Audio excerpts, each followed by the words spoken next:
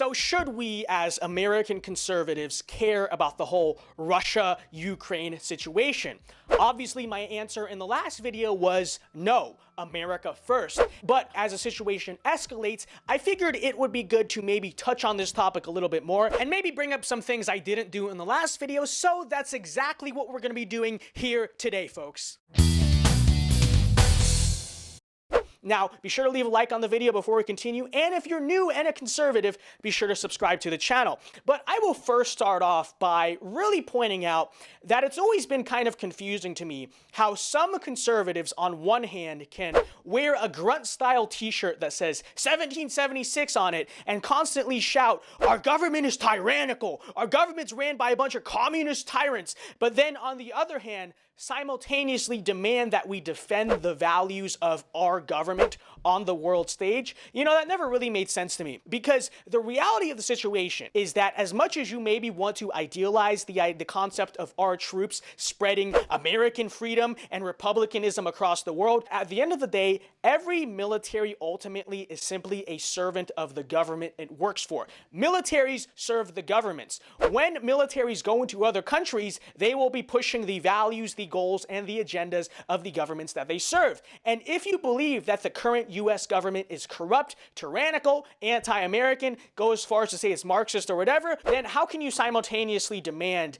that we be pushing values that you think are evil on the world stage? See, that's the reality of the situation. Look, as a conservative American patriot, no Russian ever called me a domestic terrorist, but you know who did? My own Department of Homeland Security. That's right, my own government. And so the point that I'm trying to get to you, a fellow conservative American patriot presumably, is that the greatest threat to your freedom, your nation, and your way of life is not Russia or any foreign adversary. The greatest threat to all of those things is right here at home. It is the American regime, and that is your own government, it is big tech, it is corporate America, and it is all of the institutions, both public and private, colluding to destroy traditional America, its values, and its way of life. And to be clear, that's not me calling for violence or revolution or anything illegal. That is simply me saying that I think it's time that we as conservatives begin to think seriously about who our true opponents are in this situation.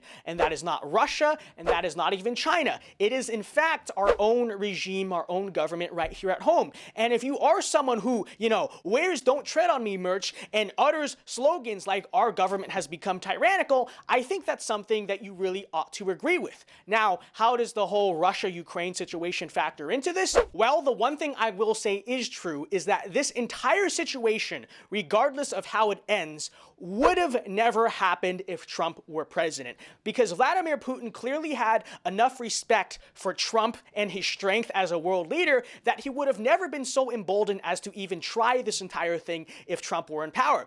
At the same time, that also means that Putin has so little respect for Joe Biden and the neoliberal apparatus and power structure that he represents that he is so emboldened. Clearly, Vladimir Putin views the neoliberal power structure in this country as weak, as impotent, as incompetent, and as useless to stand up to whatever it is that he is doing. Now, look, I get it that we as Americans have this ego about national supremacy and winning conflicts on the world stage, but the truth is, if we as American patriots recognize that our biggest opponent is the neoliberal power structure in this country, if we recognize that we want to replace this neoliberal order with a conservative order, then we really ought to view it as a good thing. We ought to look at it optimistically that foreign leaders like Vladimir Putin have this little amount of respect for the competency and the strength of that neoliberal political class. It's actually a good thing. You as a conservative should be actively rooting for the failure of neoliberalism on the world stage, whether that's in Afghanistan, Ukraine, Russia, China, or wherever it is. Because what that means is that when it comes to reclaiming our own institutions, political power, and reclaiming our own country, perhaps maybe the lesson we ought to learn from the many L's of our own political class on the world stage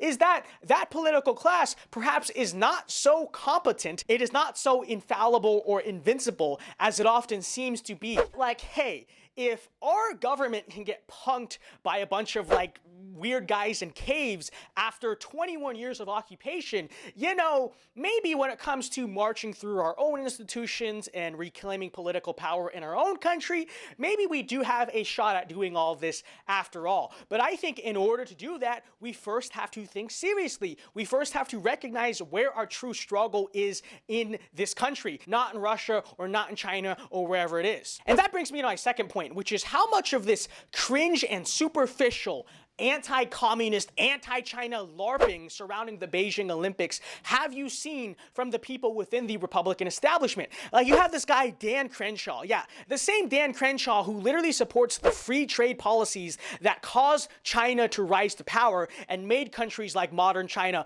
possible. Yeah, that same Dan Crenshaw feels a need to make a bunch of, like, virtue signaling tweets about China this, China bad, Chinese communist this and that, and it's like, dude, give me a break. And I know what people are going to say. So, Vince, you're saying China's good? What, you probably work for China, don't you? Okay, get it right. First of all, I work for Russia. Okay, so get it right.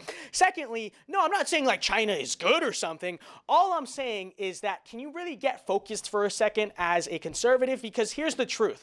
While you LARP about Beijing Olympics, Beijing communists, we're doing the Olympics in a communist country, communists unironically run America. They do. Communists run America. And I don't just say that in the kind of generic hyperbolic way that your Facebook uncle says it, okay? I mean that it is the serious, unironic truth as the result of the decades-long march through the institutions in our country by the Frankfurt School and the four cultural Marxists and the allies around them. It is the unironic truth that Marxists control most of the powerful institutions, including many linked to the US government within America. Maybe we should talk about this sometime. Maybe we should do a mini documentary about this entire process sometime. For now, let's just establish that this is the truth. And these people, the cultural Marxists of old, are the type of people who introduced things like critical theory into American institutions, which later became critical race theory and is Marxist at its core. It's not tied to Marxism. It's not an offshoot of Marxism. It literally is Marxism. And you could argue that the cultural Marxists who run America actually want to practice a more authentic, a more original, like close to the book form of Marxism than do the modern Chinese communists. But of course, instead of recognizing that, we do this whole Cold War LARP against China. Look, I get it. The 80s were a great time for you. You had Ronald Reagan, freedom, patriotism, Rocky IV, girls with big hair, great music, and I obviously was not alive back then, but I can fully understand why many of you feel nostalgic toward those days, because to be totally honest, sometimes I too would like to ride off into the sunset with my 80s movie High School Girlfriend. But we don't live in the 1980s anymore. This is no longer the Cold War. And with that said, I know it is often the talking point to Gen X, to the boomers, by us to say, hey, it's not the Cold War anymore, so drop the Cold Warrior mindset. But I will actually say something a little bit different, and perhaps even something a little bit more pragmatic, which is that I think there is actually something useful about the Cold Warrior anti-communist mindset of the 80s itself. The difference is we have to apply it correctly.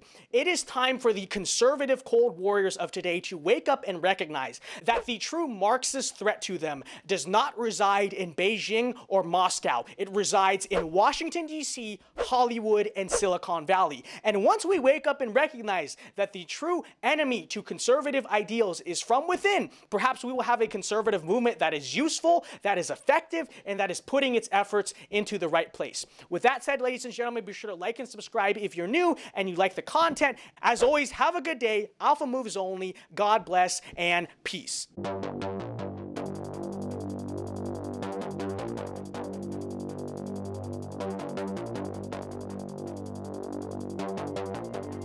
Americanism, not globalism, will be our credo as long